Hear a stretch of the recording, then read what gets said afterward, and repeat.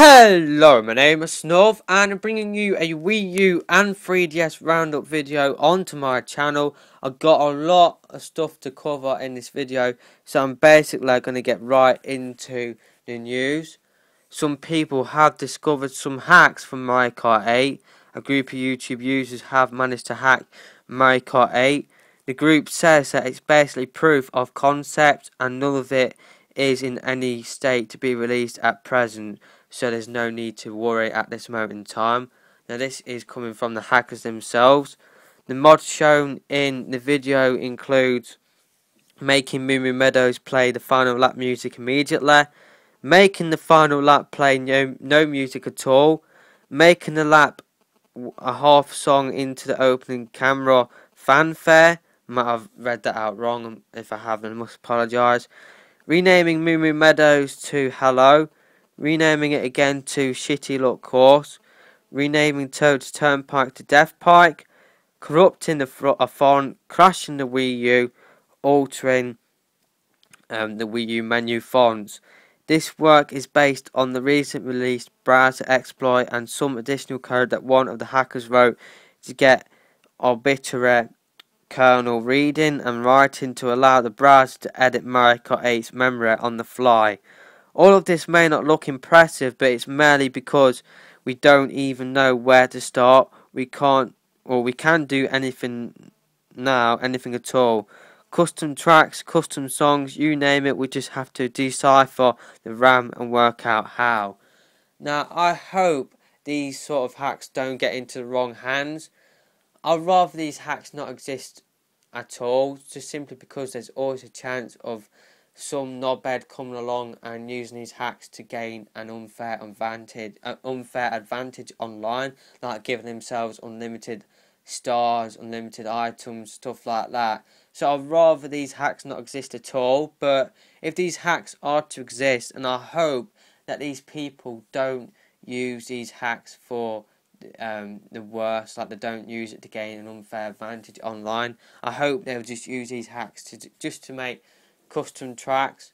And I do believe the people that are hacking Mario Kart 8 are the same people who made the custom tracks for Mario Kart Wii. So I hope that these hacks will just stay that way. I hope these hacks don't get out to the wrong hands. I'd rather these hacks not exist at all, to be honest with you. So yeah, that's all we're going to talk about in terms of that. Minecraft 3DS now. Mojang have discussed what version of Minecraft the 3DS could handle.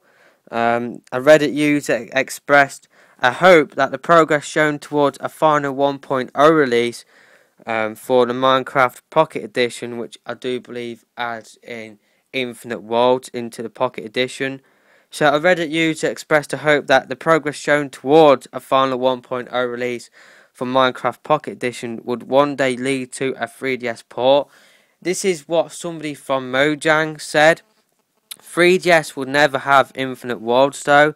As far as I know, it could at most get a graphically downscaled version of 0.8.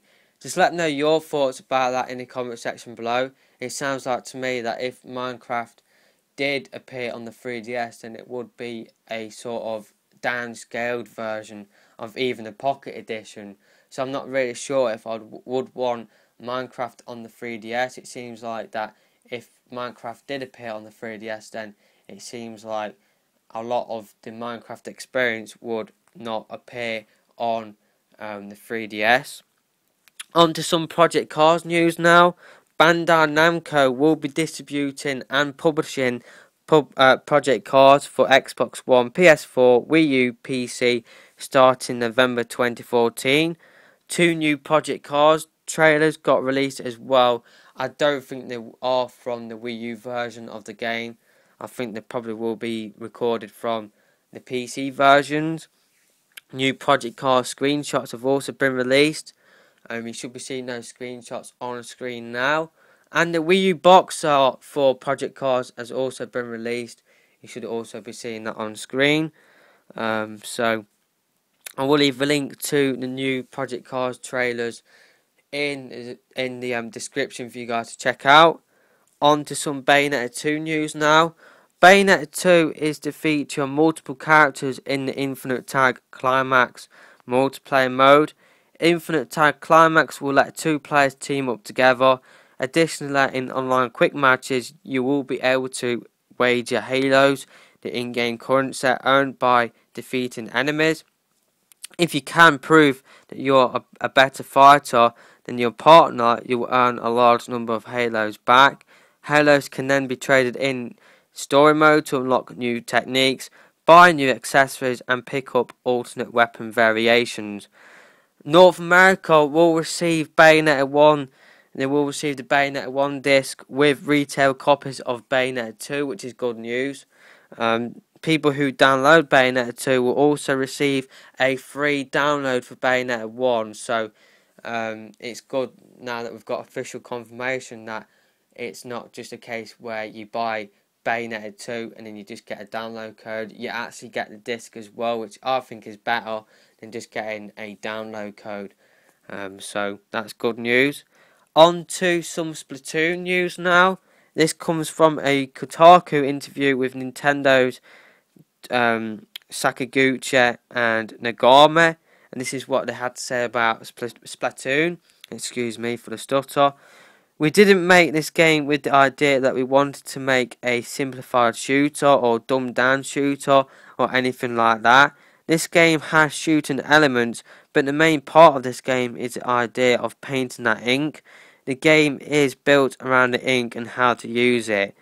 They then talked about how Splatoon was made, and they gave some details about a prototype that they made. So that prototype was this game where you had 4 black blocks and 4 white blocks, and they were shooting at each other and trying to control territory. Everyone played that prototype and we all had a great reaction to it. Everyone thought it was fun, so we decided to present it to senior Nintendo game designer Mr. Miyamoto, Mr. Tezuka, Mr. Iguchi, and kind of had a few back and forth with them a few times before we got to the point where, okay, we should make this into a game. This is when the Splatoon team realised that the prototype could be a game.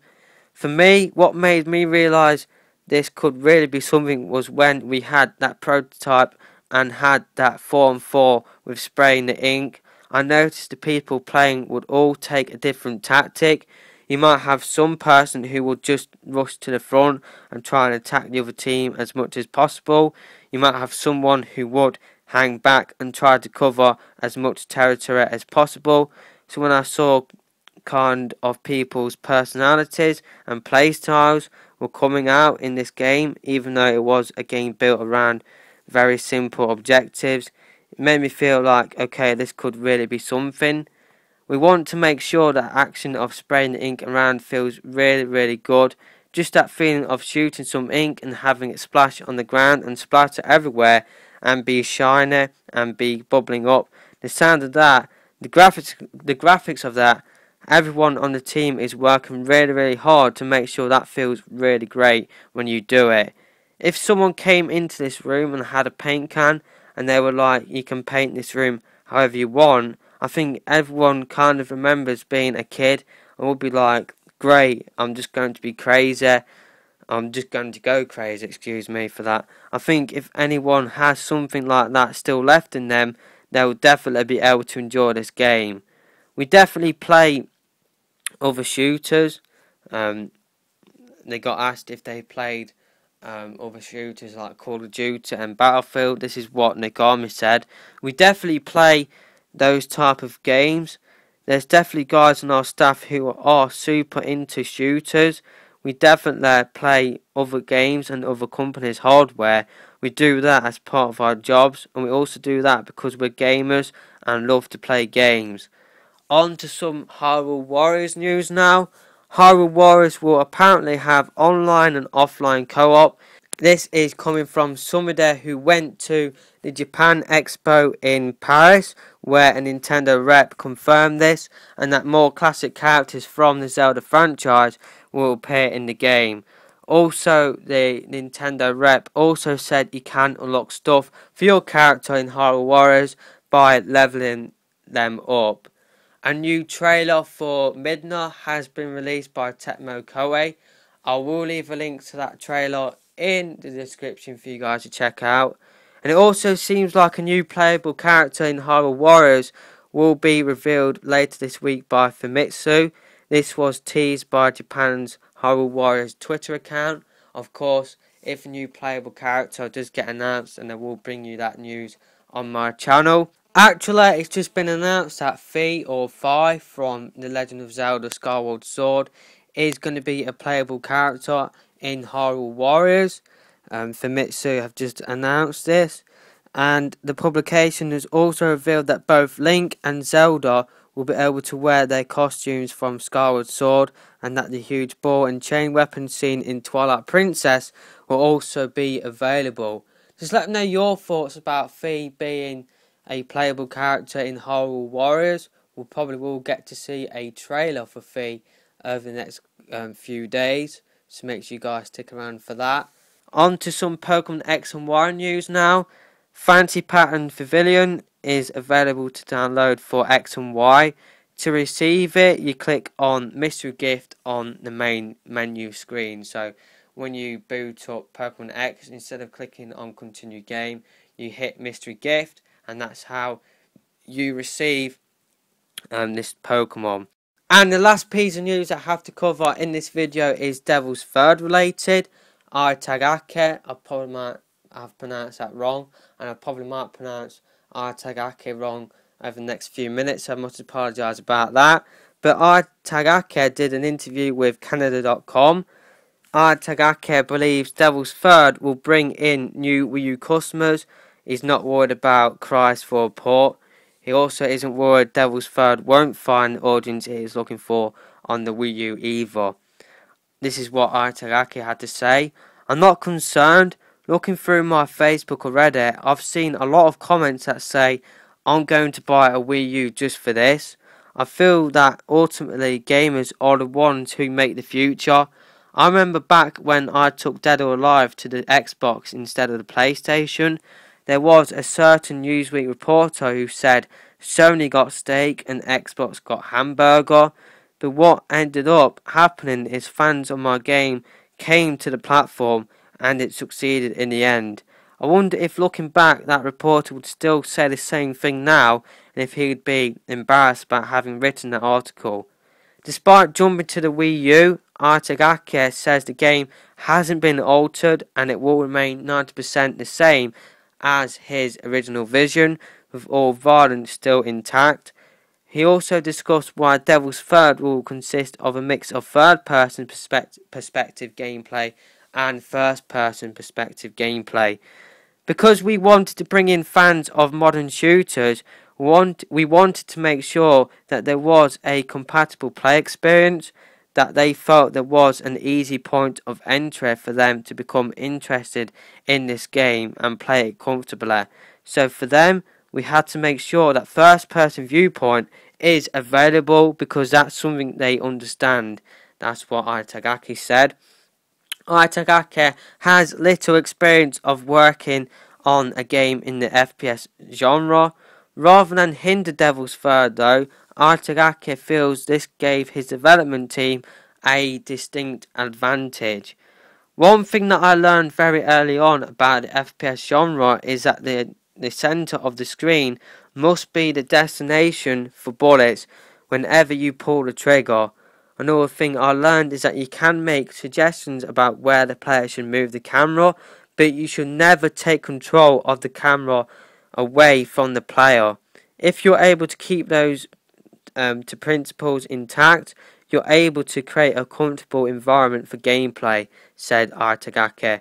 There are also situations where you can move the reticle slowly at first and then ramp up quickly, a unique feature we implemented, so I would be able to track along slowly in the middle screen when I'm aiming at you, but be able to move it very quickly if need be.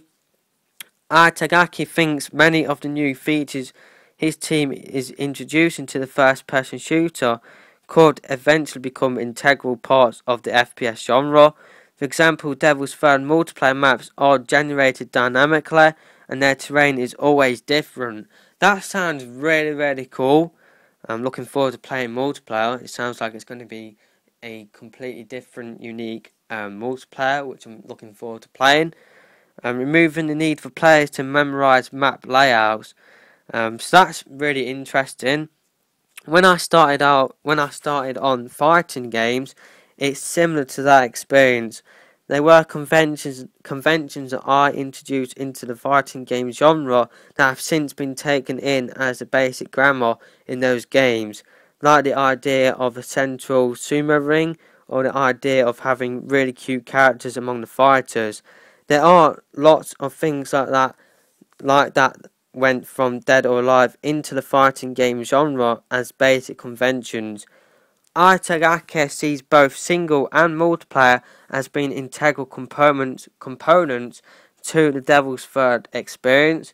He wants to make sure that players will have fun playing Devil's Third, regardless if they are interested in single or multiplayer.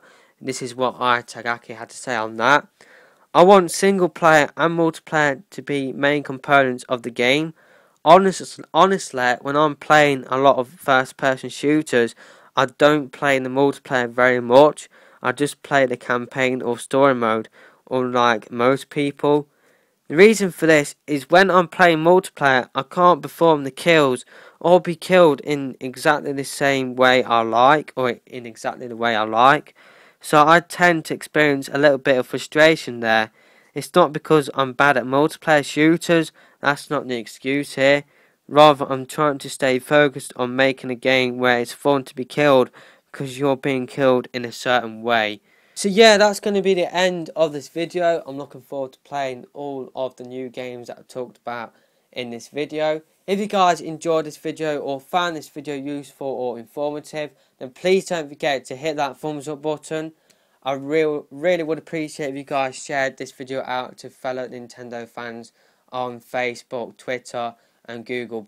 That really would help me out. Don't forget to subscribe to my channel for more Wii U related content like this one. But until next time, I'm out of here for now. Goodbye.